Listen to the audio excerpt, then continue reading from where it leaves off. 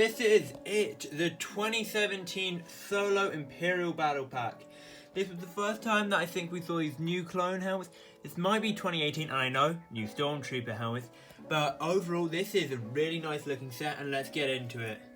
Starting off, the box looks really nice. There's a whole Solo box art and we've got a good view of all the troopers. And talking about troopers, let's get into the build here, being our Imperial speeder bike. And this is our Imperial speeder bike. It looks really good, but one thing is the studs. There is a lot of studs in this model and it does subtract a bit. The back's really clean and a really nice style. I wish Lego had kept a little bit like that for the front, especially using the design. You could have put a 2x4 just right here, which looks really nice. And when you put a figure on, it doesn't go, the hands don't about line up. I've seen custom models, especially Imperial builds, where you can manage getting the hands to line up and a bit skinnier. But yeah, it's an alright build, but definitely not one to write home about. It's a good set though, and let's look into the figures. Starting off with what I would say is everyone's favourite figure from this set, we've got this Imperial officer. Yeah, I know, it's a bit like the Death Star uniform, which, I don't know, I don't mind.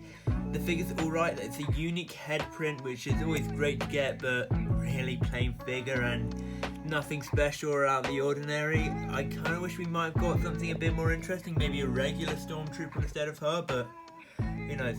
Long talking about the last fig, but now we've got a fig that's really great and really beneficial to get in the set.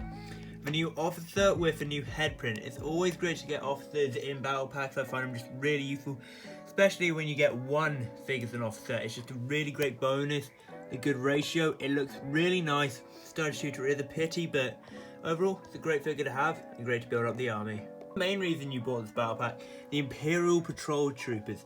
These guys are really nice. They do use the new helmet design, which I'm not too big a fan of, but they look really nice. Honestly, the printing is actually quite high quality on the helmets. The black wraparound looks really great. There's a bit of a lack of printing on the back, especially when you can see the black panels on the front, but overall, yeah, it looks really nice. Let's get into the overview. This is the 2017 or 2018. I really need to check that for the thumbnail.